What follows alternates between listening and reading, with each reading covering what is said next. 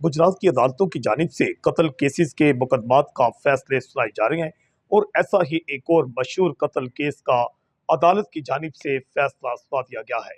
Session अदालत की जानिब से थाना ए डिवीजन के इलाका शाह फैसल गेट असद सरफराज बेग के कत्ल केस का फैसला सुनाया गया है और मजहबी खानदान के जो सपूत हैं मुलजम उसको उम्र कैद की सजा का फैसला सामने आया है। एडिशनल सेशन जज गुजरात मियां जवेद अकरम बिट्टू ने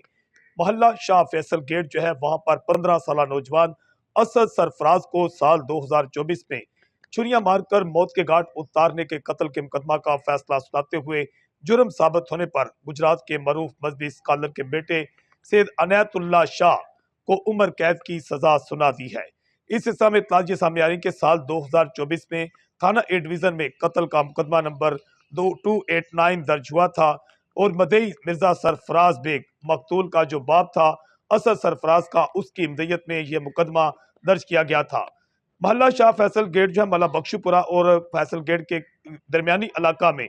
चप्पल कबाब की दुकान के करीब ही एक मुलजम जो है अनायतुल्लाह शाह जिस पर उम्र कैद की सजा सुनाई गई है वल्द नकाउल्ला शाह सकनाम बख्शुपुरा गुजरात, इसकी एक सीसीटीवी फुटेज भी सामने आई थी जिसमें देखा जा सकता था कि मुलजम जो है छुरियां मारकर 15 साल जो नौजवान था उसको उसने कत्ल कर दिया था। इस हिस्सा में इसका फैसला 2026 में सुनाया गया है और मुलजम जो है उसे उम्र कैद की सजा सुना दी गई है। मदई मुकदमा जो है उसका कहना है कि आखिरकार हमें अदालत से इंसाफ मिला है। जज्बा न्यूज से मैं हूं आकाश न्याज।